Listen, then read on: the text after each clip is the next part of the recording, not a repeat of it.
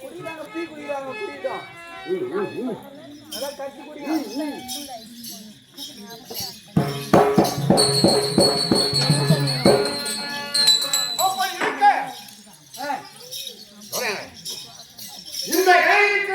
ஆமா யமனுடைய கரத்தில் இருந்து தவறி விழுந்தது அந்த கதை. யமன் கையில் இருந்த கதை. ஆமா பரவாயில்லைங்க. நிருகண்ட ரிஷியுடைய மகன் மார்கண்ட ரிஷி. ஆமாங்க. அந்த மார்கண்ட ரிஷி ஆமா 16 வயதிலே இறந்து விடுவார் என்பது சாபம். அவருடைய விதி அதான். ஆமாங்க. அந்த விதியை மாற்றி காண்பித்தார். ஆமாங்க. பக்தியா சிவனை வழிபட்டார். ஆமா அந்த நேரத்தில்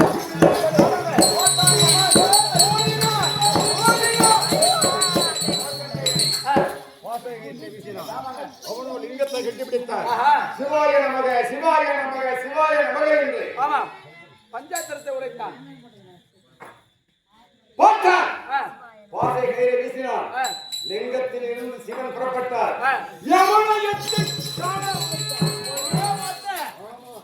உடனே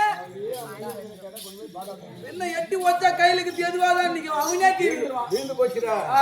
வீந்து போச்சு. அந்த கதை தான் உங்க கையில இருக்கிற கதை. யார் எடுத்து வச்சது? சிவபெருமான் வச்சாரு. ஆமாங்க. இந்த கதை தவறி வீந்து போச்சு. ஆமாங்க. அது யார் கையில எடுத்தது? யமன் கையில. யமன் கையில. ஆமாங்க. அதோட பேர் என்ன தெரியுமா? சொன்னதான். சத்குரு நாதரி. சத்குரு நாதரி. எனக்கு காது கொஞ்சம் தெரியாது கண்ணு கேட்காது. நான் வைத்த பெயர் என்ன தெரியுமா? காலம் என்று சொல்லக்கூடிய யமன் கரத்திலே இருந்த கதை எனக்கு கிடைத்தது. அதனால் காலதண்டம். காலதண்டம். ஆமா. புரியுதா? அது பேர் காலதண்டங்க. ஒரு முண்டை ஒண்ணுக்கு நம்ம கொடு.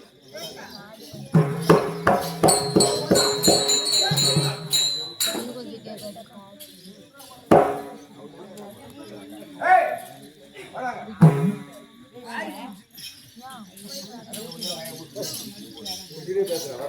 நம்ம மட்டும் என்ன பாவம் பண்ணல மகாராஜா.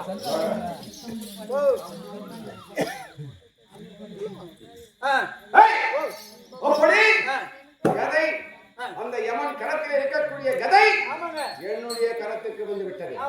என்னுடைய கரத்துக்கு வந்து விட்டது. அழிக்க முடியவில்லை. பார்த்தான் துரியோதனன். என்ன பண்ணா? அரக்கினான் மாலை அமைத்தார். ஐவர்களை குடிபெயர விடுத்தார். நந்திரனை தீண்டு வைக்கிறார்.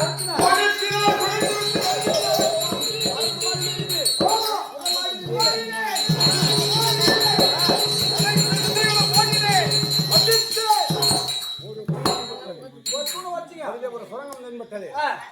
நித்திரையில் இருக்கின்றார்கள். யாரு? தம்பிமார்கள் தாயார். என்னுடைய தாய் அண்ணா தம்பிமார்கள் அத்தனை பேர்களும் தோல் மீதும் மால் மீதும் சுமந்து அந்த வழியாக இடும்பா வரமடைந்து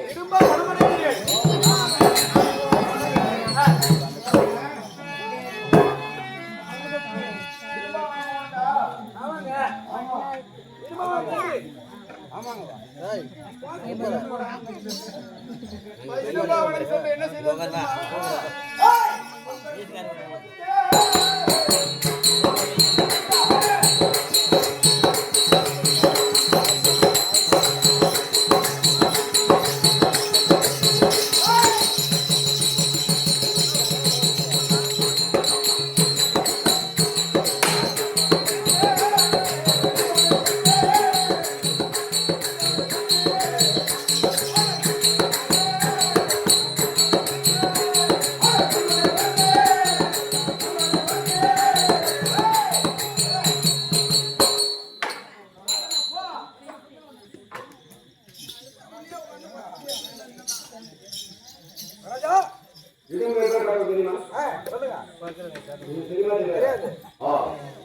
ஒரு கிராமம்.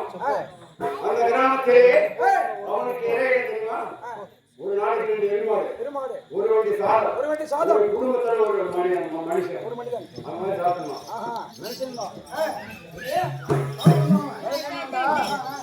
என்ன செய்தோம்? அந்த கிராமத்திலே அந்த கிராமம் வச்சுக்கோ, நாங்கள் தங்கினோம். பிராமண வடிவில தங்கினோம். அன்றைக்கு ஒரு நாள் ஒரே மகனை பெற்றவர் அழுது புலம்பெய் கொண்டு இருப்பதை என்னுடைய அன்னையான குஞ்சு பார்த்து ஏமாளர்கள் கேட்டுச்சு. ஐயோ, என்னுடைய ஒரே மகனை பக்கா சொல்லுக்கு இன்றைக்கு இறை கொடுக்க போகிறேன் என்று அழுது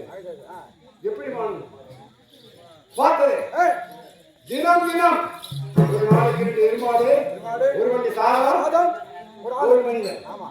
கவலைப்படாதே அம்மா, எனக்கு 5 பிள்ளைகள் இருக்கின்றார்கள். யாராவது ஒரு உன் மகனுக்காக நான் அனுப்புகிறேன். ஆமா, யார் அனுப்பிச்சு? என்னதான் என்ன செய்தே? வண்டியை பட்டாசுரன் நடத்தி கடத்தினேன். வழியிலே பசி இழுத்தது. அவனுக்கு கொடுத்த உணவை நான் ஒருவனே வாரி வாரி வாரி வாரி வாரி விட்டேன். வாரம் பசியோடு பட்டாசுரன் எழுந்து வந்தான். வச்சான் ஒரு வதை. சாப்பாடு கூட உள்ள இறங்கி போச்சு. அடிச்ச அடிச்சுட்டா என் மகனை அடிச்சு கந்தலாக்கி அந்த வண்டியிலே கட்டி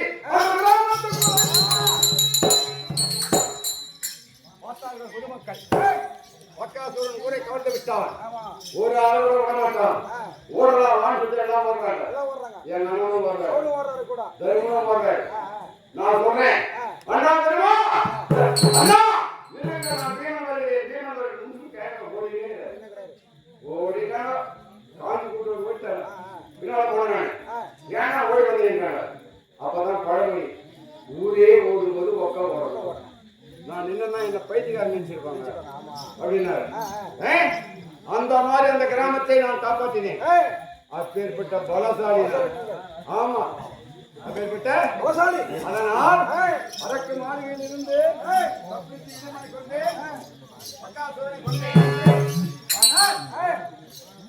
காற்றை கொடுத்தான் எடுத்தோம். இந்த பெயரிட்டோம். செங்கோல் பிடித்து சீரும் சிறப்புமாக மக்களுக்கு எந்த விதமான குறையும் இல்லாமல் ஆட்சி செய்து கொடுக்கிறார்கள். அப்படி இருக்க கானகத்தை சுற்றி பார்க்க நான் சென்று விட்டேன். அண்ணனை பார்க்க வேண்டும். அழைத்து வா.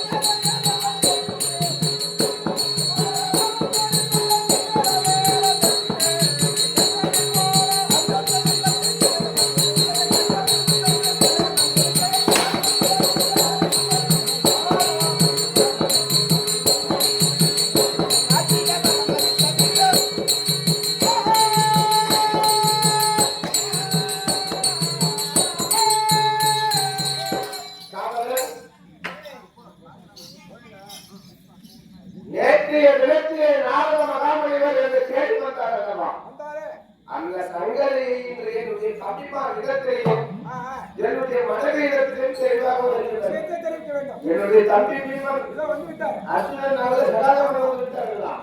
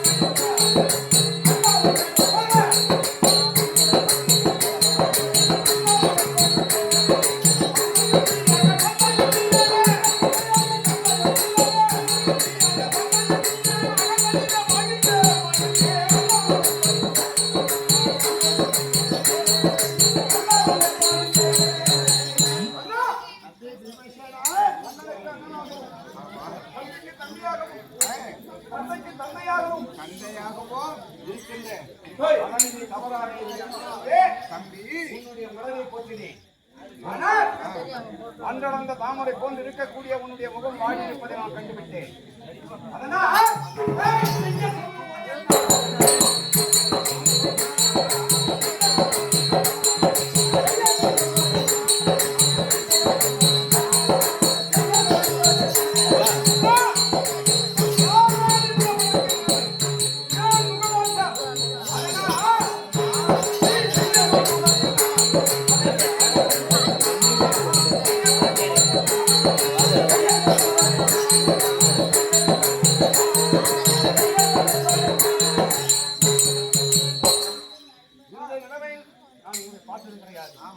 எத்தனையோ சூழ்ச்சிகளை செய்தான் துரியோதனன். அத்தனை சூழ்ச்சிகளை வெற்றிவிட்டோம். கண்ணடி அறிந்தார். ஆனால் காட்டை கொடுத்தான், நாடாடி விட்டோம். செங்கோல் பிடித்து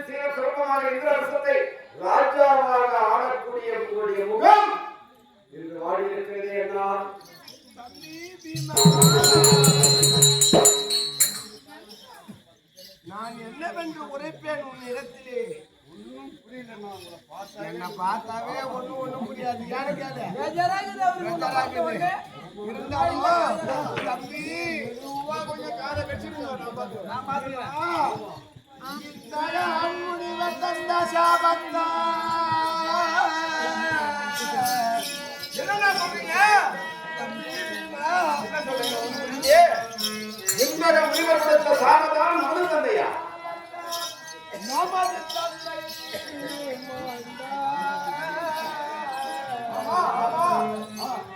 அந்த கல்வி பதிய சேர்ந்தார். அந்த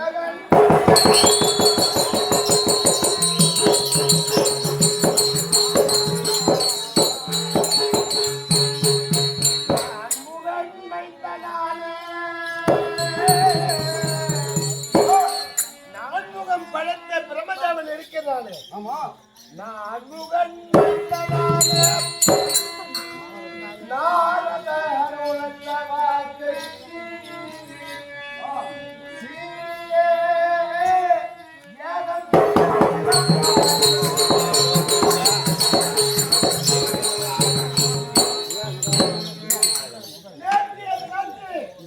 அரண்மனையிலே அமர்ந்து கொண்டிருக்கும் தருவாயினே நாரத மகா முனிவர் என்னை சந்தித்தார்.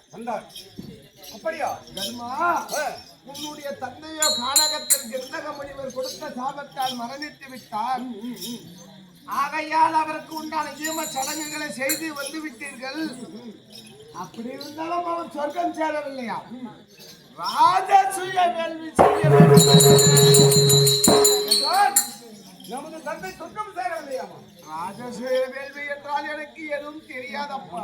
நமது தந்தையை நாரத மகாமுனிவர் பார்த்தார். ஆமா, எப்படி தெரியுமா? வானகத்திலே நரகமும் அல்லாமல் சொர்க்கமும் அல்லாமல் சமணாபுரி பட்டணத்திலே நரகத்திற்கு செல்லக்கூடிய வழியிலே வக்கர பட்சியாக அலமாதி கொண்டிருக்கிறாராம் நம்முடைய தந்தை. விடக்கூடாது. நமது தந்தை சொர்க்கம் சேராமல் வெளியிலே இருக்கின்றார். அவரை அந்த இடத்திலே அந்தவரை சந்திக்கும் பொழுது தெரிவித்தாராம் பாண்டு மகாராஜன். என்னவென்று தெரியுமா? என்னுடைய மைந்த தர்மனிடத்தில சென்று ராஜசீக வேள்வி செய்தால் நான் சொர்க்கம் அடைவேன் என்று உரைத்தாராம்.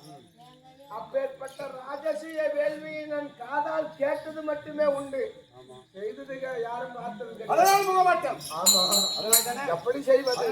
ஆமா, எத்தனையோ சூழ்ச்சிகளை வென்று கொடுத்திருக்கின்றார் நமது மாமா கண்ணன். அதனால் நாம் அத்தனை பேரும் கண்ணனை நினைத்து தானம் செய்து காட்சி கொடுக்க வைத்து அவரிடத்திலே எப்படியாவது ராஜசீக யாகத்தை நடத்த வேண்டும் என்ற கேள்வி கேட்டு அதன் பதிலை பெற்று யாகத்தை துவங்குகிறோம். நமது தந்தை பாண்டவன் இருக்கிறோம்.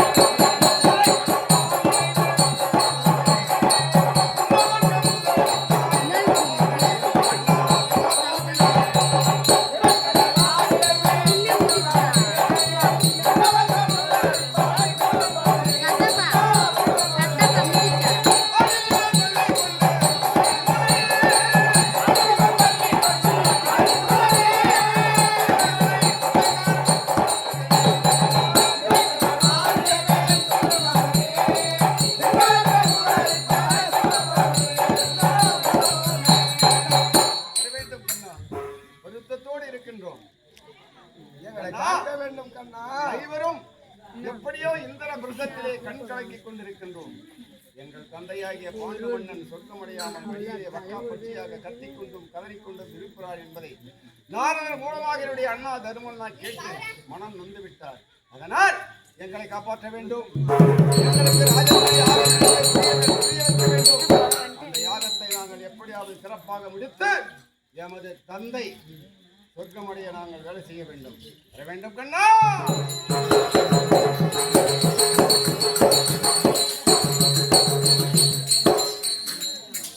இன்னொரு இருக்க மஞ்ச மாணவ வயது போன்ற ஊரில் தந்தை செய்ய வேண்டிய ராஜசூயர் ஒரு சொல்லுவை யாருக்கு நடத்துவதற்காக ராஜசூயர் என்றால் என்னென்னு தெரியாமல் இருக்க ராமநாதனுடைய கோபாலக்கண்ணை அழைக்க கோபாலக்கண்ணன் நற்பார் அண்ணாரால் கடை தோற்றும்.